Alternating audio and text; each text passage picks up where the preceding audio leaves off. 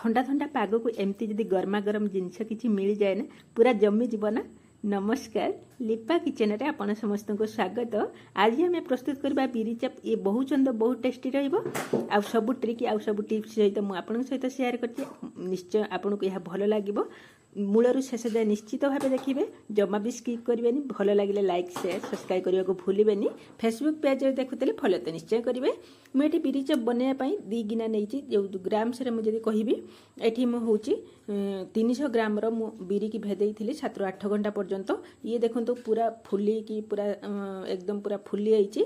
आउ आम 3-4 थर धोईकी आम जो धला पानी गुड़ा बाहर करनबा। आ गोटे ग्राइंडर जार नहीं कि से अल्प अल्प देकी आम हूँ ग्राइंडिंग करवा। ये एतिकी बिरी मुझे से 2 चामच पानी दूची।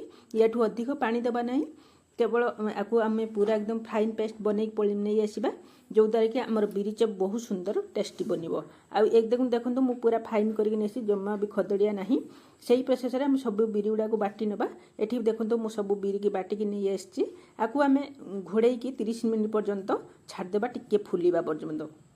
ये आउ गोटे पैन बसईदे से 2 चामच तेल देदेबा।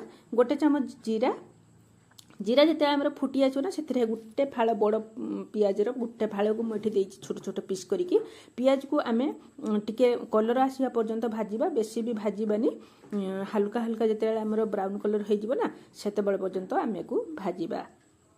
देखो ये आमर एति ही पियाज को भाजवा, या अधिक जमा भी भाजबानी। मुझे हूँ 7-8 कुला रसुण आउ हाफ इंचर अदा आ 2टा सुखला लुका को छेचिकी देती। छेचा मसला ये देवे बहुत बढ़िया टेस्ट आसो। आठी मुझे 100 ग्राम बंधा कोबी की छोट छोट पीस करके काटिकी। आपड़ चाहिए आपड़ हूँ ये बंधा कोबीर हूँ परिमाण को आउ टिके बढ़ाई पारे। ये बंधा कोबी की दे सारापर आम मसला सहित भलि मिसई नवा। से देदेबा कलर अनुजाई हलदी गुंड, स्वाद अनुजाई लुण आउ टिके गरम मसला आउ टिके कलर आसपा अल्प टिके आम देबा लाल लंका गुंड देदेकी आम या भलकी हूँ मिसई नवा। आउ मिसईक गैस फ्लेम को मीडियम रे रखिबा, कहीं कोबी आमर सिझिबार अछि। ता भितर मुझे 8-रू 9टा आलू छोट छोट आलू को सिझेकी चुपा छड़ेकी रखी। ताको आम गोटे चपा साहाय्य भलकी हूँ चकटी नवा। देखो से चकटा आलू सरी जाइए। एपटे मुझे 50 ग्राम ग्रीन मटर को छड़ेकी या भितर दे दूची। आ गैस फ्लेम आमर मीडियम रे अछि, एठी हाई भी करबानी। आउ ए मटर को देकिना किछि समय पर्यंत आम भाजवा। ये देखो मटर आमर 1 मिनट 2 मिनट जो भाजी हो से आम चकटी रखिथिबा आलू सिझा को ये देदेबा। आलू सिझा को दे सारा पर आमर सब मसला लुण हलदी सब पड़ी। एक आम सब भलकी गोटे चुखा बनई नवा। आ जोटा माने स्टफिंग माने बिरी चपर स्टफिंगटा आम बनई नेले आ किछि आमर हेई गला पर सेतरे आम किछि कटा धनिया पत्र दे देबा। आ ताको भलकी मिसई नवा। आ गैस रे फ्लेम को बंद कर देबा। आ ताको ठंडा हबाई साइड कर देबा। एपटे देखो मु बिरी की जो ढांकी के रखी 30 मिनिट पर्यंत सेठी आमर ता भीतर दे देबा 1 चामच गोटा जीरा आ हाफ चामच दे देबा आम जुआणी आउ गोटे बड़ चामच रे दे देबा 2 चामच आम सुजी की दबा द्वारा बिरी बरा ना बहुत टेस्टी बनिबो। आ सेतरे स्वाद अनुसार लुण दे देबा। आउ टिके मार्केट स्टाइल स्वाद आनिया पई आम सेतरे दे देबा गोटे चामच रो कस्तूरी मेथी पत्र हाथ रे चकटिकी। आउ आकु देकिना एकदम पूरा 8-रू 10 मिनिट पर्यंत एमती आम ताकू घांटीबा, जो द्वारा कि आमर बिरी बरा बहुत टेस्टी एकदम पूरा स्मूथ बनिबो। आउ पूरा परफेक्ट मार्केट भली ही बनिबो।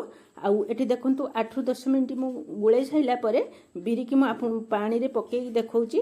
ये देखंतु पूरा एकदम पूरा हल्का हे गलानी आ ऊपर पूरा एकदम भासुची।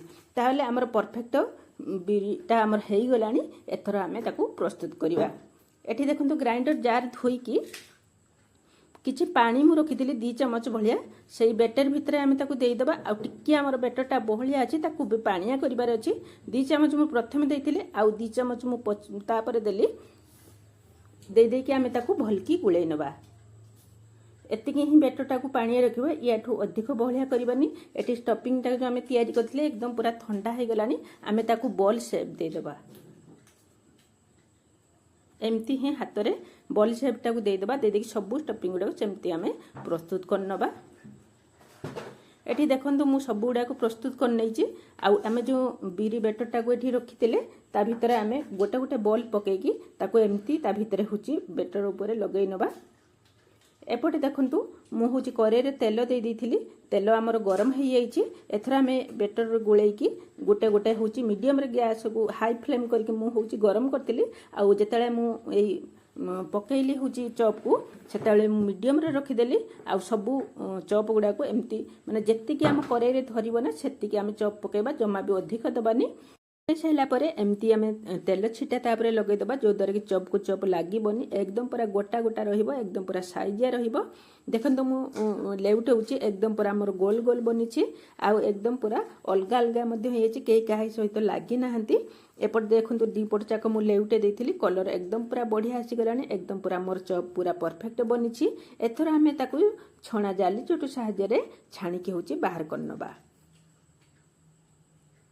मुझे सब हूँ छाणी नहीं आउ जो नेक्स्ट बॉल गुड़ाक मोर बची से प्रोसेस रे आम सब हूँ छाणी नवा जनकर प्राय प्राय कहीं कहींकर एमती चॉप गुड़िक माने देढ़ा होता है तेणु यही प्रोसेस रे मुझे पकाउची से प्रोसेस रे पकेबे देखिए आपन चॉप एकदम पूरा मार्केट भली गोल गोल बनबो आउ बहुत सुंदर मध्य देखा दिबो यही ट्रिकटा को फॉलो निश्चित भाव करेंगे से प्रोसेस रे देखो मोर सब चॉप गुड़िक छणा हूँ सरी जाइए मोर विश्वास ये रेसिपीटी आपको भल लगी रोची बाय जय जगन्नाथ।